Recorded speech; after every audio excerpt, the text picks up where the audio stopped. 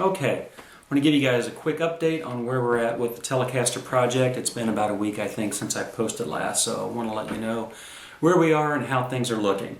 So here is the Tele right now. We've got 4 coats of Tru Oil on it.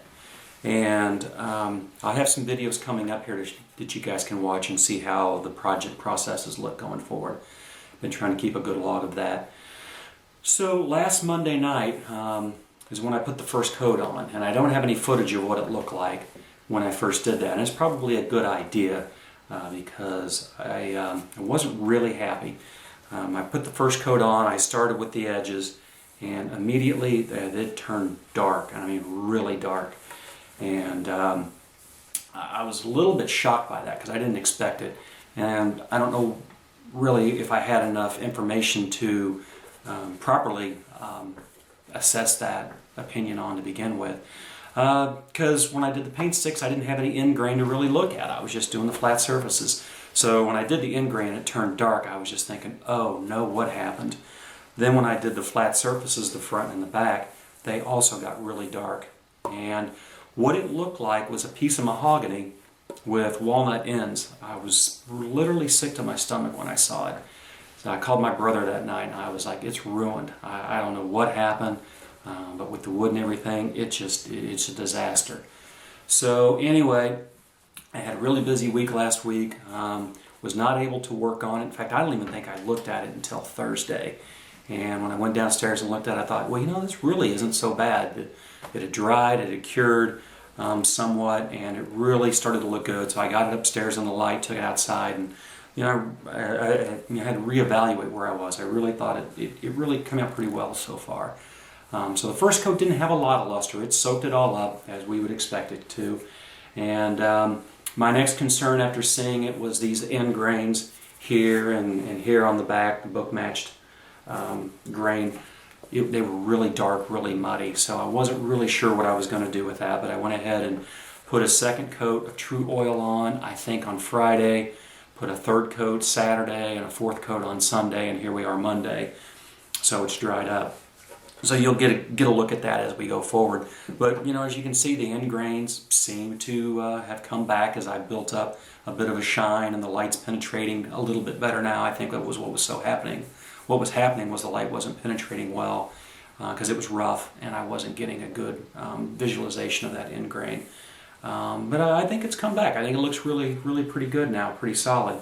When you do look at the end grain, you can see that it's darker than the surface, so it almost, you can see how the color changes as it comes around the side. But you know, that's okay. I think it looks good. I think it looks you know, a little bit of character. So where we're at right now is we've got the fourth coat on and it's cured. And as I think you'll see when we go through when you look at the video series, you can see how it's kind of built up. The concern right now is in these dark areas, of course, because in these dark areas it's not really taking. It seems to still be soaking in. There's still, you know, definite indentations where these dark areas are. I've got some pretty good footage, I think, of this in the sunlight, where you'll see what I'm talking about. So where I'm at right now is I plan this afternoon to hit it with some 4/0 steel wool, and because I'm starting to pick up a little bit of texture in that coating. It's really smooth, but there are spots where I think it's kind of maybe picked up some debris or anything. I've been careful each time. I've been hitting it with a tack cloth in between my coats, so before I put another coat on it, I wipe it down with a tack cloth to get any lint or dust off of it. So I think that's really kept it to a minimum, but I think it's time. So I'll plan to hit this with some 4/0, then I'll blow it off with the air compressor, and then after that I've got this super magnet, and you can see in the picture, I think, that it's got an extension cord and it says it holds 45 pounds. So it's a really powerful magnet. So I'll take that magnet, I'll wrap it up in a piece of t-shirt, I'll wipe the body down with that magnet after I've blown it off, and pick up hopefully any residue steel wool that is, you know, hiding somewhere, hanging out. So if I can get that off, then I'll just throw the piece of t-shirt or whatever away, and I think that'll really, you know, get all that off. Then I'll hit it with a tack cloth, and I'll go ahead and do another coat of Tru Oil and see how that looks. What I expect to be doing next is I'm going to move into some wet sanding. With the Tru Oil, I'll probably start with like an 800, maybe a 600, and so put the oil on and then rub it, with that sandpaper to really try to rub that into these low spots, and then wipe it off once I build a slurry up, and then wipe it off after that. I'm not sure whether I'll just wipe it down with a towel, if I'll wrap a towel around a putty knife and scrape it. I've got a 3M squeegee here that I think is for applying body Bondo. May wrap that in a paper towel and scrape it. So I try to leave some of that slurry down in the low spots and let that fill. I actually bought this for sanding. I was going to wrap my sandpaper around it and use it to sand like in these low areas, these valleys and things like that. So this has got some flex to it. So I thought I could get down in these areas. And I think you could also take it and use it on the flat surfaces, as long as you're careful to keep it flat and not curl your fingers under the ends or anything. But I think if you leave it flat, wrap your sandpaper, I think that'll probably work just fine for doing the flat surfaces as well. I've got my big sanding block, I can use that as well. Or if I have to wrap it around a piece of wood or something, I can do that. So that's where I'm at today. I just wanted to give you guys an update. I appreciate you checking in and following this build. Again, if anyone has any comments on what they think I might do to get these low spots, I'm certainly open. I really like so far, I hope it shows well. There's getting a really nice shine with this Tru Oil, so I'm really pleased with the process, and the stuff couldn't be easier to work with, like everybody says online. So again, what I'm hoping to do is get these low spots filled in, and if they do seem to fill in well, I may put another coat or two of Tru Oil, build that up a little bit before I then start sanding it back down again.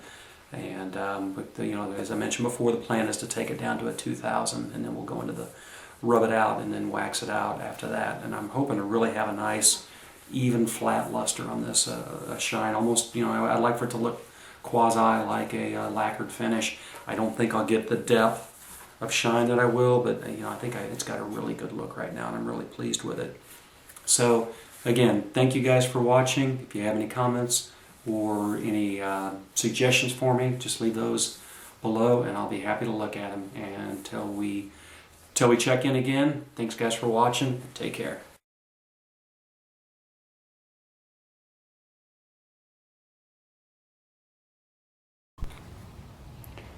Okay, here we are. One coat of Tru Oil on the body. Okay, good look at the grain figuring, backside. Right there. Back to the front. With the pick guard in place. Right there. One coat of Tru Oil completed.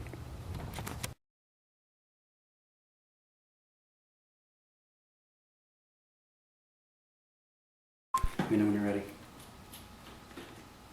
Okay.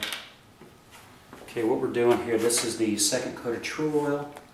Just kind of wanted you to see how this was going on.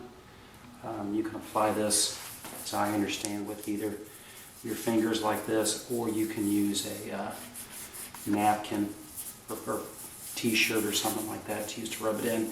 And I will probably switch to that once I start getting a thicker coat. Right now it's still pretty rough. The first coat soaked in quite well.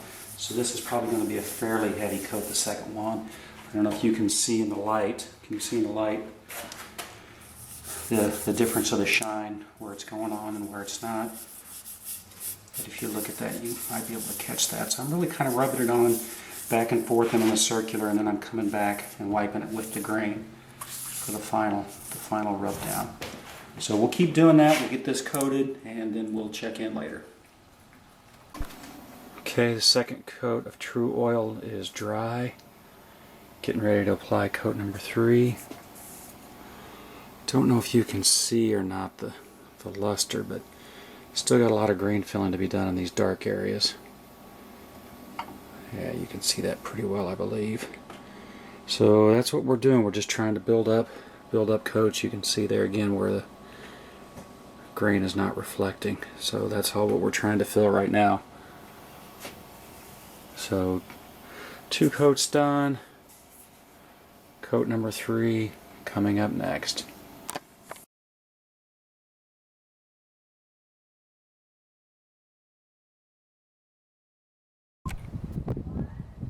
Okay, here we are looking over the body. We are 3 coats of Tru Oil in. Starting to build luster, although you can see in the light it's still not a real smooth finish. We still have quite a bit of grain left to be filled. You can see a lot right in there. But that's okay. We're just in the mode of building up coats, and we will work on smoothing this out once we have a good build-up. Flip over to the back side for you. Here we go.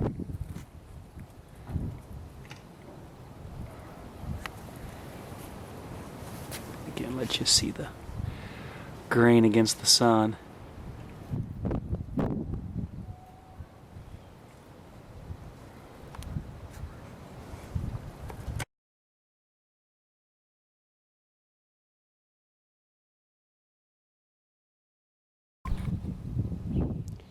Reviewing the body, we have 4th coat of Tru Oil is now dry. You can see a lot of shine, but you can also still see a lot of the grain in it.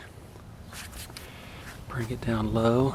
Let's try to see the end grain here. I don't know how well that's translating in this light.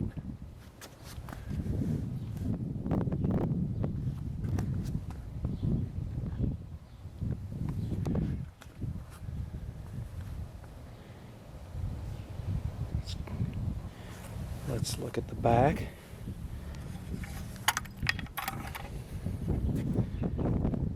Let you see that. Can you get a real good look at the lines that are still present on the back from the grain?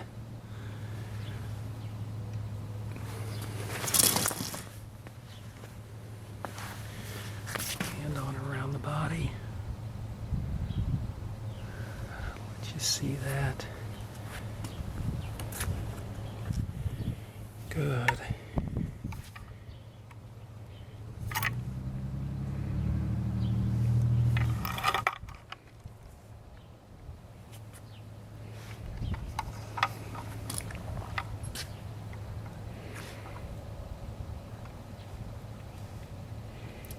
Again, that's just following a 4th coat of Tru Oil.